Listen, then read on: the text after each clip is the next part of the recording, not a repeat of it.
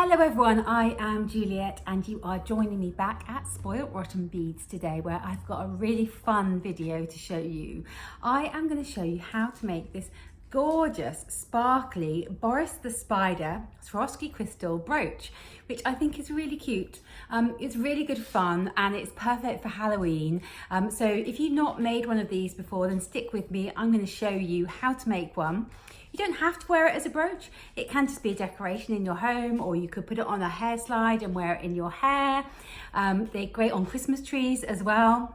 Really pretty. So this is Boris the Spider. He is made with Swarovski crystals and he's very sparkly, and you get lots of lovely comments when you wear him. So I'm just going to go through the materials that you need to make your spider, and then I'm going to show you how you can whip yourself up one at home. But before I do, I will just say, hit that subscribe button, subscribe to our channel, and then you will know every time we upload a new tutorial for you and when we've got wonderful new arrivals here at Spoiled Rotten Beads. I'll also pop a link to all of the components that I'm using on the video as well, so click through there. You'll be able to pick everything up that you need to make your very own spider brooch. So I think that's everything I need to say. So I'm going to talk you through the components and then we will make ourselves a lovely spider. Okay, so here is my lovely spider brooch, and you can see now he's close up just how pretty and sparkly he is. I'm just going to talk you through the components that I've used. So I've got a 12mm Swarovski crystal round for his body there, and a 10mm one for his head. Then I've got 6mm bugle beads for his legs, and I've got a variety of different size crystals on his legs. So these here are 6mm Swarovski crystal bicones. These on the bottoms here are 4mm, and then I've got 2 3mm and a 4mm right here. So those are the beads that you're going to need, and then you'll just need some wire. So I'm using a 0.8mm silver plated non-tarnished wire to just assemble his body, and then his legs are made on 0.4mm silver plated non-tarnished wire. So that is the sort of components. And then of course you will need a brooch back in order to attach to the back of your spider so that you can wear him as a brooch if that is what you would like to do. So you've got your wire, your beads. In terms of tools, you will need some round nose pliers, you will need some chain nose pliers, you'll need some either flat nose or chain nose pliers. So I said round cutters and chain or flat nose pliers. And then just finally you'll need some Durathread beading thread in order to stitch the brooch back onto your piece when you are done making your spider. So you'll also need a size 10 beading needle to use with your Durathread as well.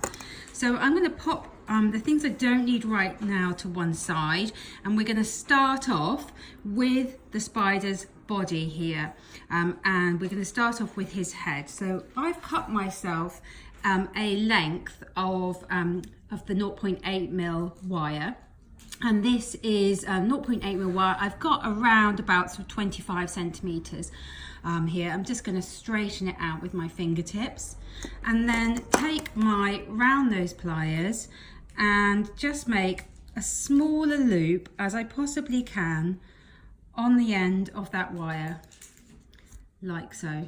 And that little tiny loop there is just going to stop my beads from falling off the end of my wire. And then you need to thread on your 10mm Swarovski crystal round, followed by your 12mm Swarovski crystal round. And we're going to make another loop on top of the 12mm crystal, but I'm not going to make it super tight because I want there to be a little bit of a gap between the two crystals here so that I can use that gap to attach my legs, because that's where the legs of the spider are going to go. So I'm not pushing right down up against that bead, I'm just leaving a little bit of a gap there so that there's a little bit of looseness. And I'm just making a loop like so. And if you want to, you can do what I've done here later on and sort of grip that loop and make that little spiral at the end. So I think I might do that. So in order to do that, I'm just going to leave that now to one side and not bother trimming off the end until later on, because I don't want to close that gap up yet until I have added my legs on. So I'm now going to move on to my thinner wire, which is my 0.4 wire here. And I'm going to cut myself a length that's around about sort of 20 centimeters or so. So I've got 20 centimeters there of my 0.4 mil wire. And I'm just going to pop that wire in between my head and body there, and it's going underneath, so that what I'm going to do now is cross both sides over and pull it together.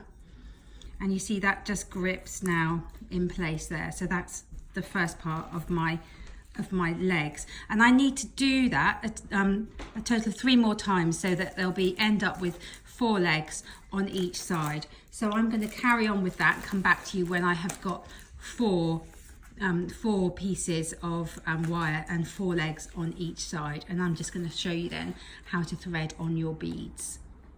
Okay, so I have got my 4 legs on each side now, and what I can do now is get this little tail of wire out of the way. And the way I'm going to do that is I want to create a little spiral on his bottom there. So I'm going to grip my loop and wrap, just get the legs out of the way, wrap this wire down and sort of lay it down on top of that crystal. I'm just going to let you see what I'm doing there. So I'm just sort of laying the wire down to create a coil on top of that crystal, because it's quite fun having a little spiral there on top of his bottom. It's quite a neat way to finish these spiders off. So there you see he's got a little spiral there on his bottom, and so I can now trim off the excess wire there. And I am now ready to begin adding the beads. So I'm just going to make sure I've got the right number of legs on each side, because as I did that, I felt everything move a little bit. Here we go. Right. There we are.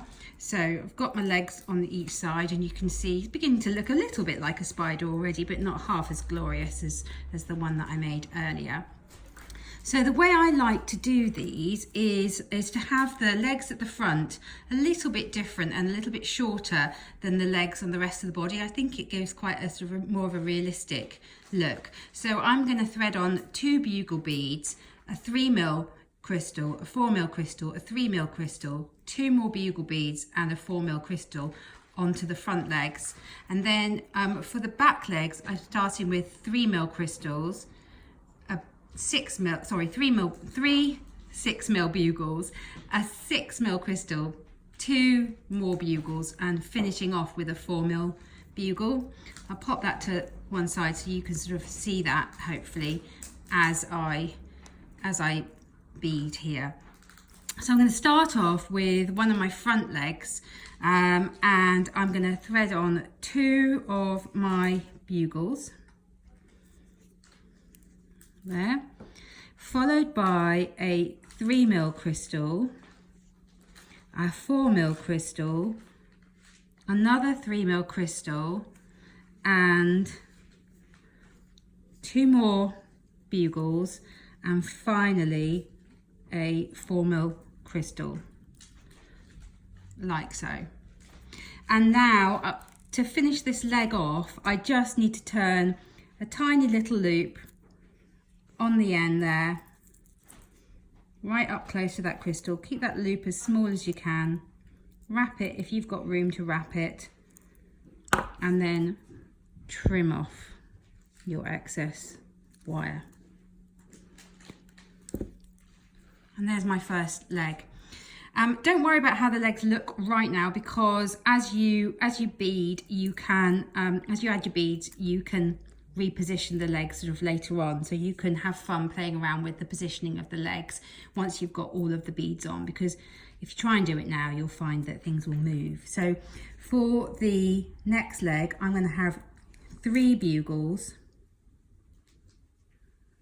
there, and a 6mm crystal this time, because I want his knee to be a bit bigger at the further back here. And then I'm going to have 2 bugles and a 4mm crystal. So that's his next leg there. And once more, finish that leg off by making a loop, wrapping it and trimming. And the next leg, I'm going to make even longer with 3 bugles on the bottom, and then the final leg is exactly the same as the one that I've just made. So what I'm going to do now is just keep adding my beads, come back to you when I have created all of my legs, and then I'm going to show you guys how to attach your brooch back and position the legs of your spider, and your beautiful spider brooches will be all ready to wear.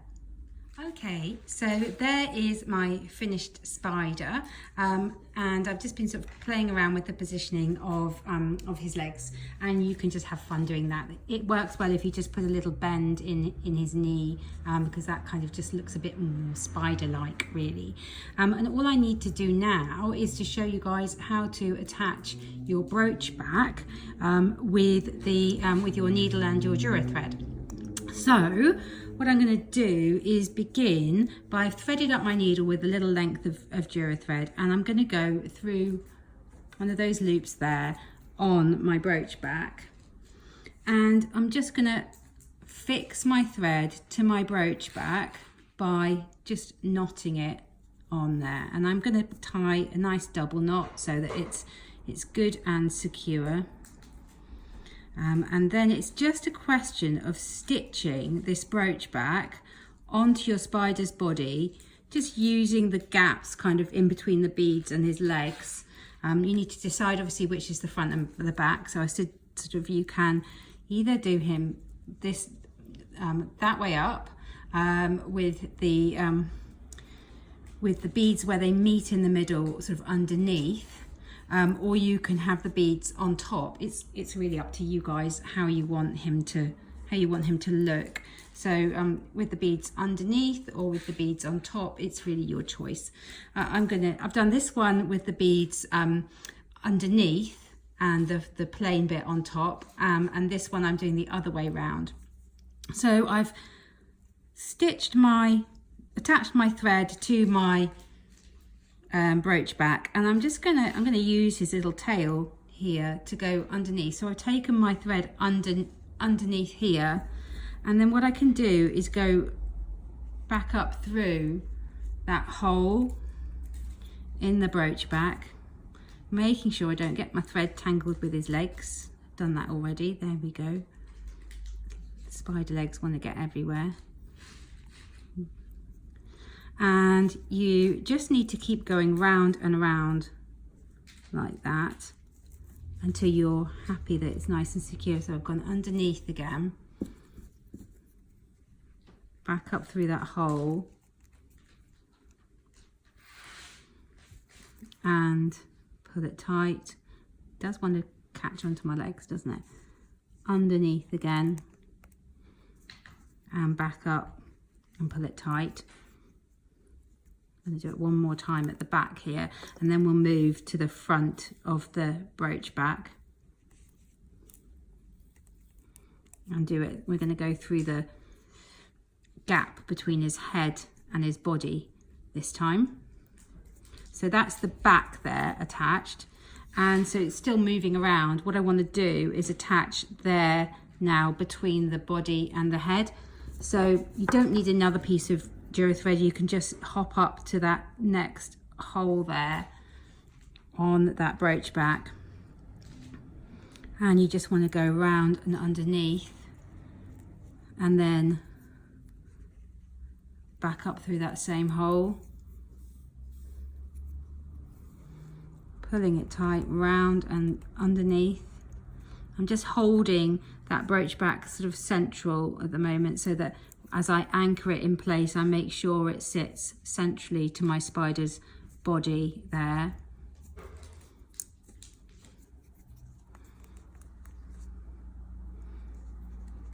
There we go. And I just want to do that a couple more times, and then when I'm happy that that's nice and secure, I'll be able to knot off my thread and trim off the tail there of thread, and my lovely spider brooch will be ready to wear.